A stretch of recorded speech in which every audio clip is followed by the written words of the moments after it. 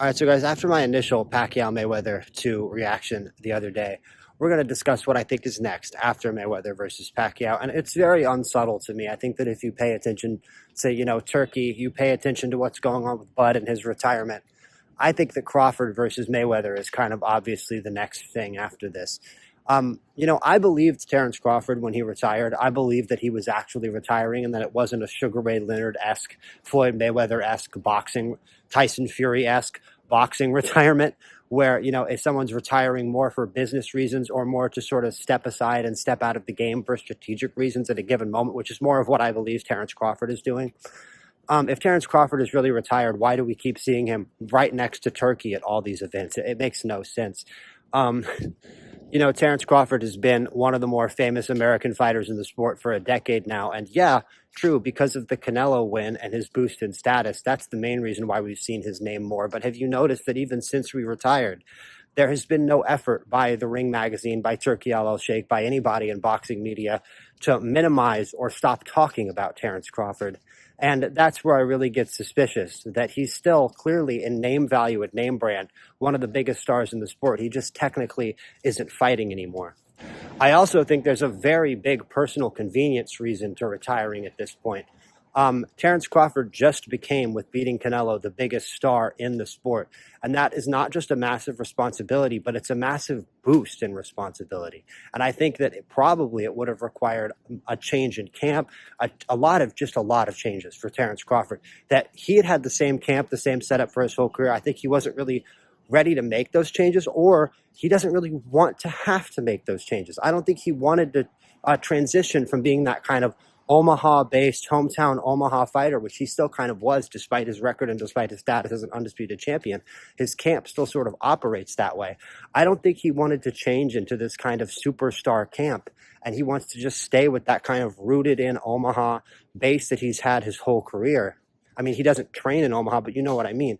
Going up to Colorado, going up to the Rockies, the low-key kind of boxing camps that he does that aren't, what we've seen in the past from big superstars. He wants to keep that kind of more low-key vibe to his training, to his camp. At a certain point, when you're the biggest fighter in the world and you're still fighting and, you're taking that spot from Mayweather, from Canelo, that Canelo took from Mayweather, sort of, now you take it from Canelo, to actually manage being on top of that mountain, he doesn't have to do that now because he's retired, right? He gets all the benefit of the love. He gets all those flowers that he definitely felt he deserved for so many years. In fact, he gets them twice. He gets them when he beats Canelo, and he gets them when he retires, right? He got all these flowers when he beat Canelo. He got all these flowers when he retired. And dude, he deserves it. He deserves getting his flowers twice in a row, to be honest with you. He labored in the shadows for so many years. He fought in the shadows for so many years with people not knowing his name despite his excellence. And despite the fact that very clearly we look at it now and a switch-hitting fighter who also seems like he can't get hit, who moves forward all the time, throws nothing but bombs and never misses. I mean, he's clearly one of the greatest of all time.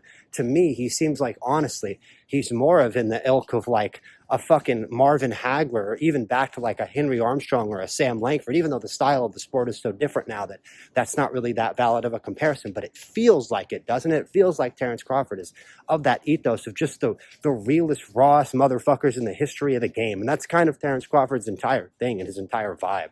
And that's not going away. People still respect him for that. And it's very rare that did Marvin Hagler get to go out on top? Did Sam Langford get to go out on top?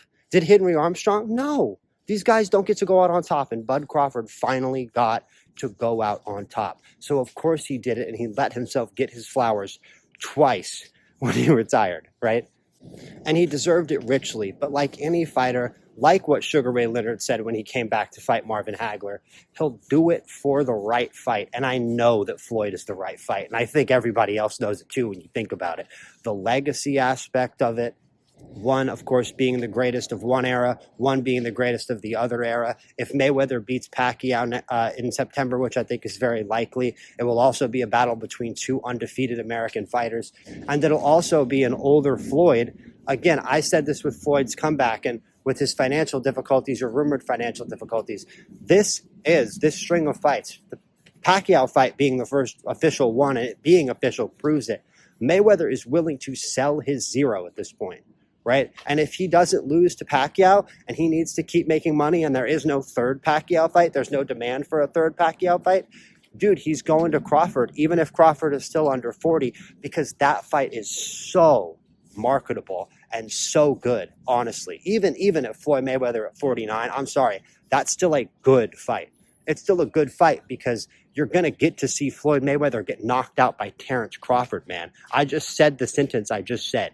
You're going to get to see Floyd Mayweather get knocked out by Terrence Crawford. We can go on and on about Floyd Mayweather's financial issues and, what I think about that, whether or not I find it to be humorous, how it actually happened. I can make that a whole video. I can talk about that right now. I can make that a whole separate video. Regardless, because of Floyd Mayweather having to come back, whether or not that's because of his money mismanagement or to what extent his money mismanagement is, we are going to get to see Terrence Crawford knock out Floyd Mayweather and very likely take his zero. And I really do believe that is going to happen because the money in it will be immense. The Pacquiao versus Mayweather fight, think about this, just my piece of evidence in my mind. The Sphere needs a big fight. Like I said in the description of my last video, the concerts at the Sphere aren't selling that well. Vegas is struggling right now with visitors anyway because it's become so expensive and a little too, boutique designer. It's like an upscale shopping mall, Vegas, instead of being like what Vegas should be like. So they're really struggling to bring in, the everyman. And the average American is not coming to Vegas really unless it's for something like the Super Bowl or a UFC fight or a big fight. So they need more big fights on the Strip and in Vegas just to bring people in who aren't from Vegas, because Vegas residents aren't filling these concerts that they keep having at the Sphere because the tickets are too expensive and there aren't that many rich people who actually live in Vegas to go to all these Sphere concerts. So they need fights. So this Pacquiao Mayweather 2 fight is launching boxing at the Sphere, and it's going to be a big moment for that venue. But I think for Floyd, who definitely needs profit right now, and I mean, he's going to get whatever contract he signs with the Saudis, whatever contract he signs for the fight with Netflix, sure, he's going to get that, and that's going to be a ton of money. But the gate receipts are going to be smaller at a place like the Sphere, even with super expensive tickets, than at, say, Allegiant Stadium or whatever massive stadium Crawford versus Mayweather will take place at. Because I think they'll have that fight at a massive stadium. And the truth is, I also think that probably we're going to get, definitely if Pacquiao wins the second fight, we're going to get a third Mayweather-Pacquiao fight. And I've also heard that Mayweather is willing to fight Canelo. And I think that, honestly, for Canelo at this point, after the Crawford loss, that's a fight I would totally take. You get to avenge the first loss of your career. You get to avenge the guy who took your zero, even if it's 20 years later. I think that's an opportunity that Canelo would absolutely love to take. So I would see that being made as well, too. So there's a few crazy fantasy-like super fights here for Floyd Mayweather here in his comeback attempt as he tries to escape from, honestly, knowing what I know about finance and how people with as much money and people who live the lifestyle that Floyd Mayweather live, especially when, like Floyd Mayweather, you aren't bringing in any new income.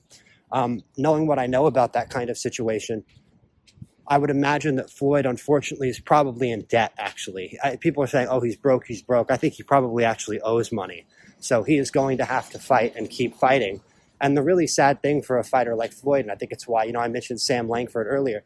There's a great Sam Langford quote from when he was old, which is, I've got my guitar, I've got my memories, I'm okay. I mean, the guy died broke and destitute, and that's what happens to a lot of people in this industry, unfortunately. And you're seeing how it happens, where, Floyd can do all these big fights, but if he keeps living as lavishly as he does, loud bus, with all the expenses, with all the mansions, the yachts, the strip clubs, the whatever that he owns, if he keeps living that lavishly for the next 10 years, that money's not going to last. The money that he makes from Pacquiao, the money that he makes from Mayweather, the money that he makes from Canelo, the money that he makes from Crawford, that money's not going to last him because he's not going to bring any new money fighting from when he's 55 to 60, in 5 years. When he's 55, 60 years old, he's literally not going to be able to fight anymore. Hopefully, he's not going to be trying to fight anymore. And he's not going to be able to bring any new money because none of these Floyd Mayweather business ventures, unfortunately, ever made him any money. So unlike Michael Jordan, unlike Tiger Woods, he doesn't have a big brand making him money in a commercial space, in a retail space, like Jordan, or all those golf brands Tiger Woods owns. Mayweather doesn't have anything like that, right? So he doesn't have any money to bring it in. So when he's 55 and 60, there's not going to be any income. And do you see any evidence that if he makes a bunch of money off these fights and gets back in the green, that he's not going to go right back to spending the same way. So I believe, sadly, that probably when he's 65, 70, you're going to see a Floyd Mayweather who's back in the same financial situation with no way to get out of it. And that happens to fighters again and again throughout history. I mean, dude, it happened to Mike Tyson before he was even 40.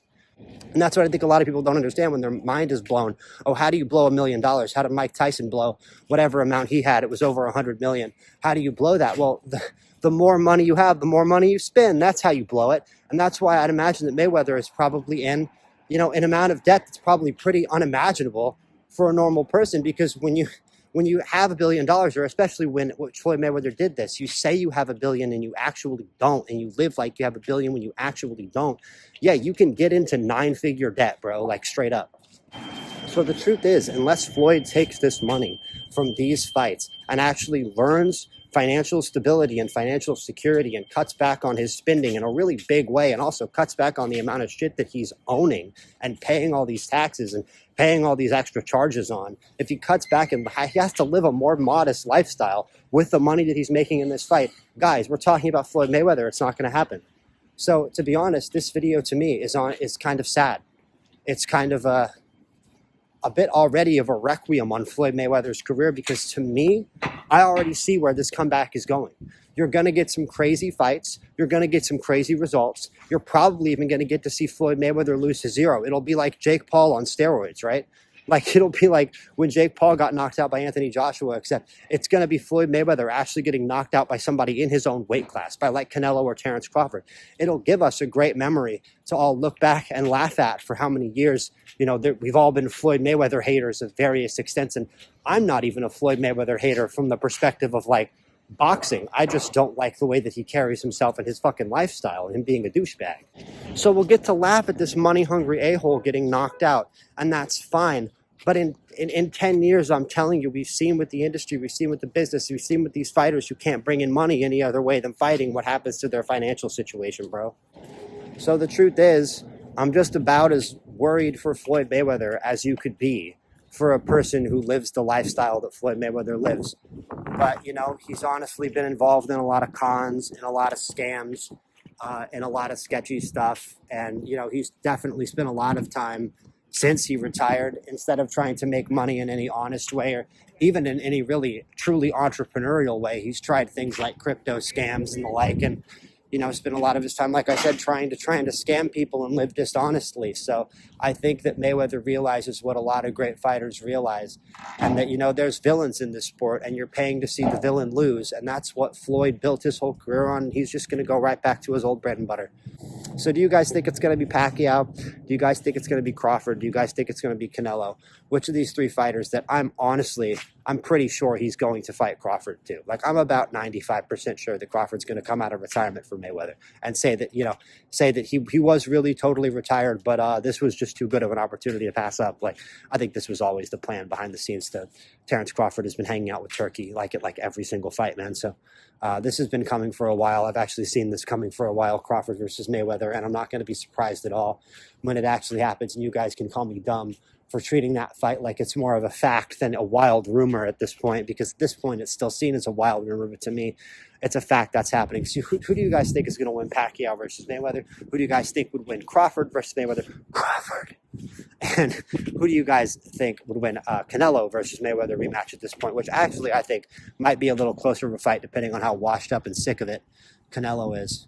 I may be back with a video about this Ben versus Prograis fight that just got announced, and my frustration with that, my frustration with the whole situation behind the scenes in boxing right now. At this moment, it's pretty chaotic behind the scenes right now with the belt organizations and Zuffa and fighters signing, breaking their contracts, promoters suing Zuffa, suing Dana White. It's all getting pretty nuts. I might be back with another video on that, but like and subscribe for more combat sports content, and I will see all you guys in the next one. Peace out. It has been real.